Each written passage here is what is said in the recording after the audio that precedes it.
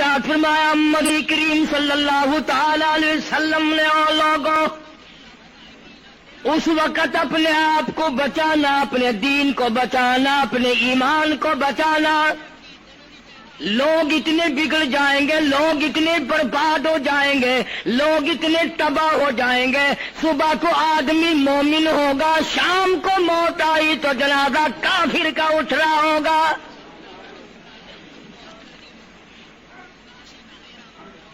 ارشاد فرمایا محمد عربی صلی اللہ تعالی علیہ وسلم نے او لوگوں اس وقت سے اپنے آپ کو بچانا، اس وقت اپنے آپ کو سنبھال کے رکھنا، قرآن کریم کے ساتھ جوڑ دینا، ایمان اور اسلام کے ساتھ وابستہ کر دینا. لوگ اتنے بگڑ جائیں گے، ہر کوٹھی، ہر بنگلہ، ہر مکان، ہر دکان، ہر ہوٹل، ہر تمام کے تمام چاروں طرف سے قرآن کریم کے بجائے، درود پاک کے بجائے، استغفار کے بجائے، کلمہ طیبہ کے بجائے کنجری کی آواز آنے لگے گی. ارشاد فرمایا محمد کریم صلی اللہ تعالی علیہ وسلم نے او لوگوں اس وقت اپنی زندگی کا خاص خیال کرنا. لوگ اتنے تباہ ہو جائیں گے، جنازہ بنگلے سے نکلے گا، جنازہ کوٹھی سے نکلے گا، جنازہ شاہی محل سے نکلے گا، جنازہ ایوان صدر سے نکلے گا، جنازہ بہت بڑے ڈیرے سے نکلے گا، جنازہ بہت بڑی شاہی منزل سے نکلے گا. حال یہ ہوگا مرنے والے کے پلے ایمان کی رتی نہیں. مشکاہ شریف میں حدیث پاک موجود ہے. ارشاد فرمایا کالی کملی والے صلی اللہ تعالی علیہ وسلم نے او لوگوں موت کے وقت کی پیاس کا انتظام کرو. اتنی شدید پیاس لگتی ہے، اتنی سخت پیاس لگتی ہے، سمندر پلا دو پیاس نہیں بجھتی. ارشاد فرمایا مدنی کریم صلی اللہ تعالی علیہ وسلم نے او لوگوں موت کے وقت کی تلخی سے پناہ مانگو، کڑوا پن سے پناہ مانگو، موت کے جھٹکے سے پناہ مانگو. اتنا سخت منہ کڑوا ہو جاتا ہے، آدمی کے مرنے کے بعد بھی لاکھوں برس تک منہ کڑوا رہتا ہے. ارشاد فرمایا مدنی کریم صلی اللہ تعالی علیہ وسلم نے او لوگوں موت کے صدمے سے پناہ مانگو، موت کے جھٹکے سے پناہ مانگو، موت کے وقت سے پناہ مانگو. اتنا زبردست جھٹکا لگتا ہے آدمی کے بدن میں منوں کے حساب سے لہو ہوتا ہے. جھٹکا لگنے سے ایک قطرہ باقی نہیں رہتا. ارشاد فرمایا مدنی کریم صلی اللہ تعالی علیہ وسلم نے او لوگوں موت کی تیاری کرو، قبر کی تیاری کرو. موت کا جھٹکا لگنے سے کانوں کے پردے پھٹ جاتے ہیں، آنکھوں کا نور ختم ہو جاتا ہے. ارشاد فرمایا محمد کریم صلی اللہ تعالی علیہ وسلم نے او لوگوں موت کے وقت کے پسینے سے پناہ مانگو. اتنا زبردست پگھر پسینہ آتا ساری زندگی میں کبھی نہیں آیا. موت کی گھبراہٹ سے پناہ مانگو. اتنی زبردست گھبراہٹ ساری زندگی میں کبھی نہیں آئی. آخری وقت ہے، کروٹیں بدل رہا ہے، کبھی پیر اکٹھے کرتا ہے، کبھی ہاتھ مارتا ہے، بیٹا بھی ہے، الجھن ہے، بے قراری، پریشانی ہے. آخری وقت ہے. بیٹی نے پوچھ لیا ابا جان کیا تکلیف ہے؟ کہتا لخت جگر، کھانسی نہیں، درد نہیں، پیڑ نہیں، بخار نہیں، سانس لیتا ہوں ایسا معلوم ہوتا ہے ہزاروں کانٹوں والی ڈھنگریوں کے اوپر سے گھسٹ کے سانس آ رہا ہو. کلو نفس ذائقۃ الموت، ہر ایک نے موت کا ذائقہ چکھنا ہے. ہر جاندار نے موت کا ذائقہ چکھنا ہے. صحابہ کرام نے سوال کر دیا جناب محمد عربی صلی اللہ تعالی علیہ وسلم سے کالی کملی والے آدمی کی جان کیسے نکلتی ہے؟ فرمایا ریشمین کپڑا لے لو، خاردار جھاڑ پہ ڈال دو، پلہ پکڑ کے کھینچ لو، جیسے وہ تار تار ہو جاتا ہے آدمی کی یوں رگوں کو توڑ کے رکھ دیا جاتا ہے۔ حدیث پاک میں آتا ہے کہ فرشتہ رگوں میں غوطہ مار مار کر گھسیٹ گھسیٹ کر روح کو گھسیٹ کے لاتا ہے۔ والنازعات غرقا، قسم ہے ان فرشتوں کی جو روح کو رگوں میں سے غوطہ مار مار کر گھسیٹ کر لاتے ہیں۔ آج میری تیری کیا مجال ہے، کیا جرت ہے؟ کبھی سوچا بھی ہے کہ ایسا بھی وقت آنے والا ہے، نہ جانے گھر میں موت آئے گی، نہ جانے آپریشن روم میں آئے گی، نہ جانے ٹیکہ لگتے ہوئے آئے گی، گولی کھاتے ہوئے آئے گی، یا سڑک پہ ایکسیڈنٹ میں موت آئے گی، کوئی نہیں جانتا، درود پاک پڑھتے ہوئے موت آئے گی، یا کنجری کا گانا گاتے ہوئے موت آئے گی۔ اس لیے مجذوب کہتا 2 دن کی زندگی پہ نہ اتنا اچھل کے چل، 2 دن کی زندگی پہ نہ اتنا اچھل کے چل، یہ راستہ ہی چل چلاؤ کا ہے، ذرا سنبھل کے چل۔ ہزاروں تیرے جیسے آئے، جب جانے لگے تو کوئی دنیا میں اندھیرا نہیں ہوا۔ خدا جانے یہ دنیا جلوہ گاہ ہے، ناز ہے کس کی؟ خدا جانے یہ دنیا جلوہ گاہ ناز ہے کس کی؟ ہزاروں اٹھ گئے لیکن وہی رونق ہے مجلس کی۔ نواب چلے گئے، راجے چلے گئے، صدر چلے گئے، وزیر چلے گئے، بڑے بڑے جج چلے گئے، دنیا اپنی جگہ قائم ہے۔ کبھی تم نے بھی سوچا کہ ہم بھی جا سکتے ہیں؟ نہیں نہیں، ہمیں کون ہلا سکتا ہے؟ ہم بڑے مضبوط ہیں، ہمیں کون ہلا سکتا ہے؟ افسروں کو دیکھو، ان کی کھوپڑی بگڑی ہوئی، ملازمین کو دیکھو وہ خدا کے قرآن کے باغی، ذمہ داروں کو دیکھو وہ محمد مصطفیٰ کے دین کے باغی۔ ہم پیروں فقیروں مولویوں کو دیکھو، بہانے بنا بنا کر کے دین کا ستہ ناش کر رہے ہیں۔ تمام اعمال خدا کے سامنے، اس نے بڑوں بڑوں کو رگڑ دیا، تمہاری میری کیا ہستی ہے؟ کروڑوں کے مربوں کے مالک دنیا سے چلے گئے۔ لاہور انارکلی میں چلے جاؤ، قطب الدین ایبک کی قبر پہ جا کے دیکھو، جس کا ایک حکم ملتے ہی در خیبر سے چاٹا گام کی پہاڑیوں تک لرزہ مچ جاتا تھا۔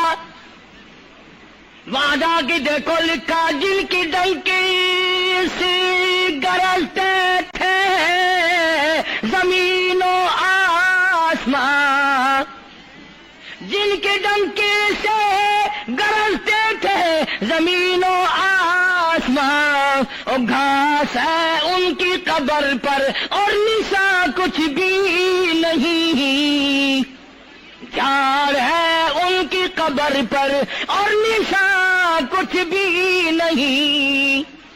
بادشاہوں کی قبروں پہ جھاڑ کھڑے ہیں، بڑی بڑی رانیوں کی قبروں پہ جھاڑ کھڑے ہیں، بڑی بڑی ملکاؤں کی قبروں پہ درخت کھڑے ہیں، بڑی بڑی حسین آنکھوں کو کیڑوں نے کھا کے ختم کر دیا، ایسے ایسے لب سرخ باریک پتلے لب کیڑوں نے کھا کے مکا دیے۔ اسی لیے قرآن کریم للکار کے کہتا ہے، فرمایا وَنُفِخَ فِي الصُّورِ فَإِذَا هُم مِّنَ الْأَجْدَاثِ إِلَىٰ رَبِّهِمْ يَنسِلُونَ۔ جب قیامت کا سور پھونکا جائے گا، ہر آدمی اپنی قبر سے نکلے گا، کہیں گے قالوا یا ویلنا من بعثنا من مرقدنا هذا ما وعد الرحمن وصدق المرسلون۔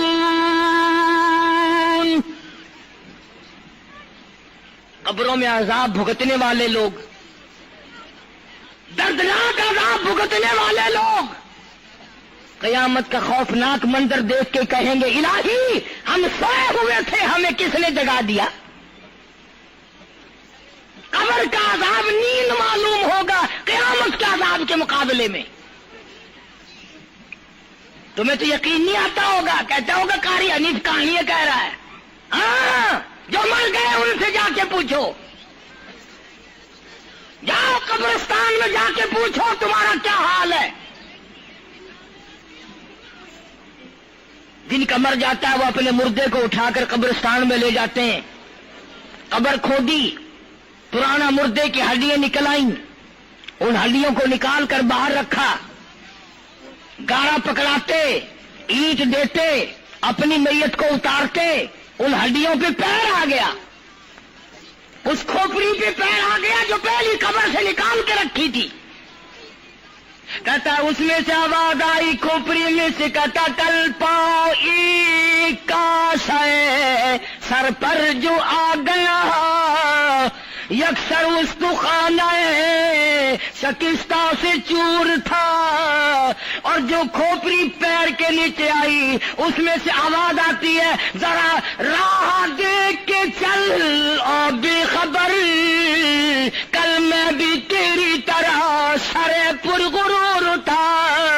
اور پیر کے نیچے چور چور کر دینے والے، کل اس کھوپڑی پہ بڑے اچھے اچھے دوپٹے اوڑے جاتے تھے، عطر کی مالش کی جاتی تھی، ہار ڈالے جاتے تھے، آج تیرے پیر کے نیچے آ کر میں چور چور ہو گیا ہوں، کل کو کسی کے پیر کے نیچے تو یوں ہی چور چور ہو جائے گا. میری تیری کیا ہستی کیا مجال. امام الانبیاء محبوب کبریا حضرت محمد مصطفیٰ صلی اللہ تعالی علیہ وسلم کی ذات اقدس ہے، مدینہ پاک ہے، آخری وقت ہے. جناب عائشہ صدیقہ رضی اللہ تعالیٰ عنہ فرماتی ہیں، میرا جگر پھٹنے لگا جب میں نے حضور کو پسینے آتے دیکھے. میں نے حضرت کے چہرے پہ گھبراہٹ دیکھی اور آپ نے فرمایا عائشہ ٹھنڈے پانی کا پیالہ تو لا. میں دوڑی، ٹھنڈے پانی کا پیالہ لے آئی، اشارہ فرمایا یہاں رکھ دے. میں نے رکھ دیا. فرماتی یہاں دو گی میری پریشانی کی رحمت والا ہاتھ اس پیالے میں بھگو بھگو کر چہرے انور پہ ملنا شروع فرما دیا، چھینٹے مارنے شروع فرمائے. میں نے عرض کیا میرے آقا کیا ہوا؟ فرمایا عائشہ موت بڑی گھبراہٹ والی ہے. جناب عائشہ صدیقہ رضی اللہ تعالیٰ عنہ فرماتی ہیں، میں قریب بیٹھی تھی، فاطمہ الزہرا رضی اللہ تعالیٰ عنہ بھی قریب بیٹھی تھی. کسی نے دروازے پہ دستک دی، حل ادخلوک فی البیت، کیا میں گھر میں داخل ہو سکتا ہوں؟ مجھے گھر میں آنے کی اجازت ہے؟